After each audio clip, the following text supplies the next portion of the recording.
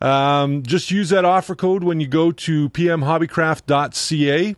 Go into their plastic models. If you see something you like, order it up and get yourself 10% off on that. And they ship internationally, so they'll ship to the U.S., to Canada, all over Canada, into the U.K. and other countries around the world. We also want to, or I actually want to talk to you a little bit about one of our members who has got his own store online now. He's not officially a sponsor, but you know what? We want to give him a little bit of recognition. He's got all kinds of super detailing parts for your car kits, and that's Extreme Scale Model Detail, or pardon me, extremescaledetail.com. So go and check out extremescaledetail.com. They're a brand new store. They're looking for new customers. Sign up there and find out when they get new products in, and check out some of the videos that they've got on there as well. It's a great little website, and they've got a ton of great stuff. If you're trying to trick out your 1/25th scale or larger car kit, that's the place to go. I also want to thank all of our subscribers. Here's something you guys can pat yourselves on the back right now. Because of you, we have hit 639 subscribers as of today, and we have over 10,000 views on the website. We're not even a year old, so thank you very much for enjoying what you see on Amazing Plastic, enjoying what you see on the show, and liking what we do here. Google Plus community also is continuing to grow. We are now at 725 members. Keep it up, guys, because we're going to keep moving forward. We also want to thank all of the members over at Facebook and Twitter as well, those guys that follow us over there. Another new announcement coming. We are updating our website. It's going to be a lot different, a lot easier to navigate. That is coming in June, a brand new style of website that you guys can go and check out. You'll be able to find all of our show videos up there. And really, it's going to be an exciting adventure. We're also going to have our own store, so you'll be able to get T-shirts, and all kinds of other goodies there as well. You won't be going to Cafe Press anymore. You'll actually be coming to our store. We're going to run it ourselves. There'll be some other nifty items in there that you guys might find interesting. On to the Jimmy Fund build. That has been extended for all of you that don't know, that are taking part in the Jimmy Fund charity auction build. That's been extended to the end of April. I want to give everybody a really good chance to finish the kits that they started, and really help us to raise a nice donation for the Jimmy Fund, who helps to cancer research for children and adults all over the world. So they're an international organization, but they're based out of Boston, and I really want you guys, if you've signed up to be a part of it, please complete your kits, get us some pictures, post them on the Google Plus community over at googleplus.com, and just look for Amazing Plastic. If you're not a member yet, become a member. There's all kinds of great stuff up there. Watch people do their builds, and we've got some exciting stuff that's going to be happening. What else did I want to talk about really quickly? Cafe Press store that we have now for T-shirts and things like this, like the coffee mug and the aprons and stuff like that, is only going to be up until the end of June. We will be moving a lot of that product over to our new website, so you'll be able to get your T-shirts and stuff there. And speaking of T-shirts, you'll note at the top of the show I talked about PM Hobbycraft. They actually gave me this wonderful T-shirt. I'm just going to stand up and show it to you.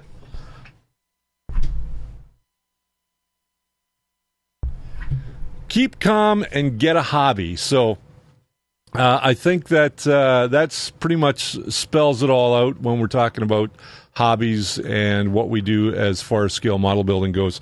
We've got some exciting stuff on the back burner. Got a lot of stuff coming up. We're going to be doing some interesting builds in upcoming shows. So you want to stay tuned for that. We are also taking on today the Creature from the Black Lagoon. I know I've been promising you guys that we were going to do some painting on this, and today I'm going to show you how we did the skin texture on the victim. that you see the creature holding here. This kit is from Mobius. It is a 1/8 scale, and it is a skill level 3, and I didn't really find it that hard to do as a skill level 3.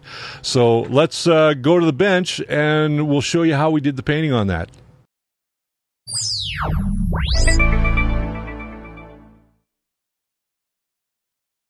All right, so we're here at the bench, and we are going to be painting up our figure today.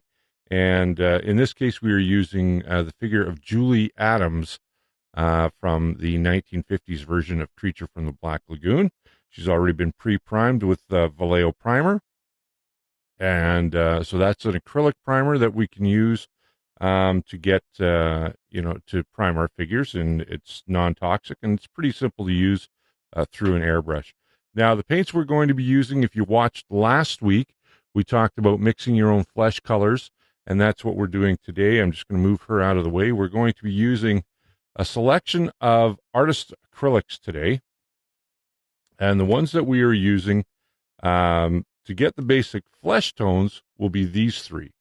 And that is burnt sienna, raw sienna, and white. So we're going to use those three. We've already pre-mixed our base color, which is right here.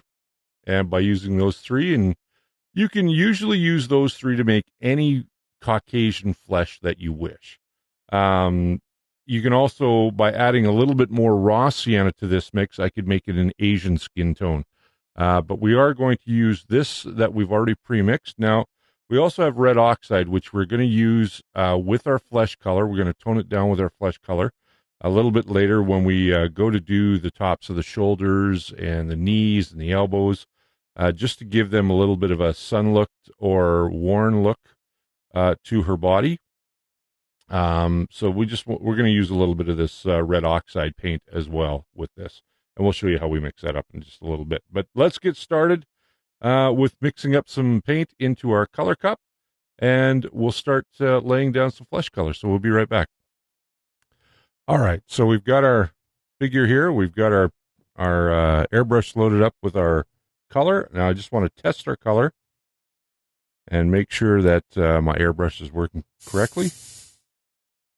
And how I do that is I just write my name. There we go.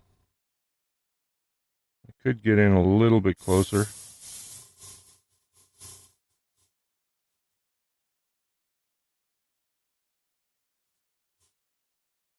There we go. Okay, so that seems to be working. It's not clogging. I'm going to take the tip off here. Oh, not the entire tip, just the one tip. There we go.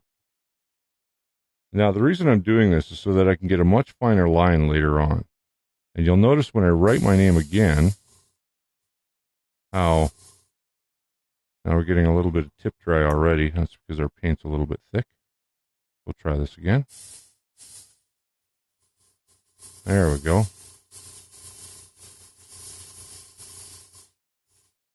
Okay, so there we go. All right, so we're going to, now to prevent tip dry, all I simply do is I push down on the trigger. And I just wipe that off. Sometimes I'll use my finger. Okay, so now what I want to do is I want to lightly coat our victim here. So what I'm going to do is I'm going to take the airbrush and I'm going to hold it back a little bit. I'm going to find where I want it to spray. And that's about it. So now I'm going to start covering her. And you can see that I'm lightly, just very ever so lightly starting to cover her flesh. I'm not trying to get it all on in one coat.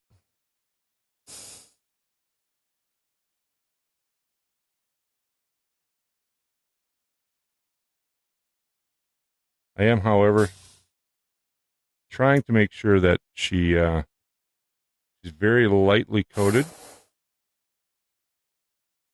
I'm going to start with the face. And see that I'm pulling. The reason I pull back so far, and I'm a good 6 inches away from my figure here, is because I want to lightly coat it. I don't want to give it a heavy coat of paint. because unlike the Vallejo Airs, which are already pre-thinned, this paint that I'm using, I need to make sure that the paint is thin enough to run through the airbrush. Otherwise, I end up with tip dry, which I've got a little bit of now. So we're just going to keep coating her until we've got a nice coat of base flesh on her, and she's completely covered. And as I said, we're going to be doing her top, and we are using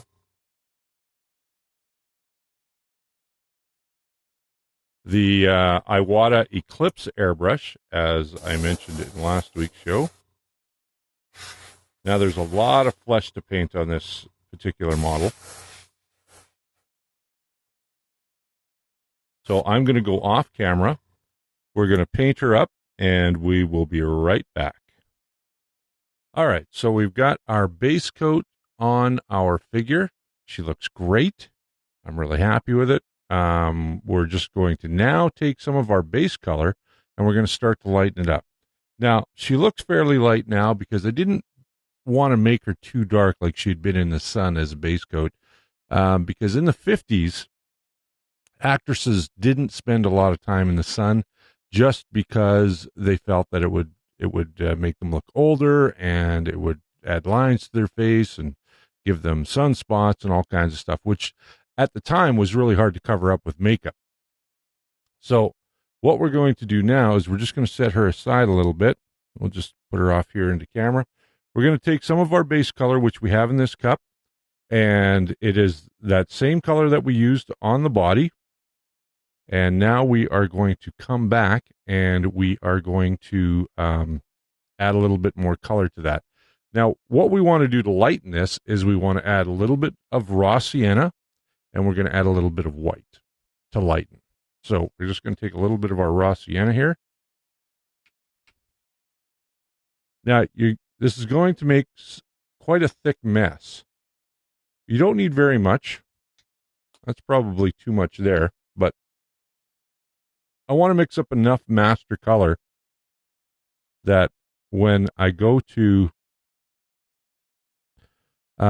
spray the model, that or the secondary color, I want to mix up enough so that I can cover the model with the secondary cover. Now, you'd think that we are going to do a complete coverage. We're actually going to pull back, and we're going to slowly mist the base color so that we have some variation in tone. And all right, we've added the yellow or the raw sienna. We're just going to clean our mixing stick. And the mixing sticks I'm using today, these are little metal spatulas that you can get. They're from Tamiya, or Tamiya, however you want to pronounce it, tomato. And I think they're about $7. You get two of them. They're a stainless steel mixing stick. I'm going to take a little bit of white. I'm going to add that in there. And they actually are quite nice because they help you to mix your colors easily. And by turning them like this, you can almost get that beater mix going on. And I can already see that that's lighter. I'm going to speed this up a little bit. Now, it looks kind of thick, and it is. We're going to add some thinner to that. I'm going to speed things up a little bit. I'm going to use my little Badger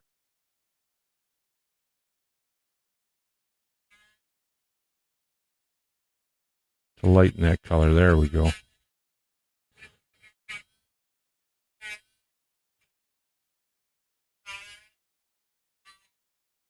All right. So we've mixed that up a little bit. It's a little bit thick, so I want to add some air.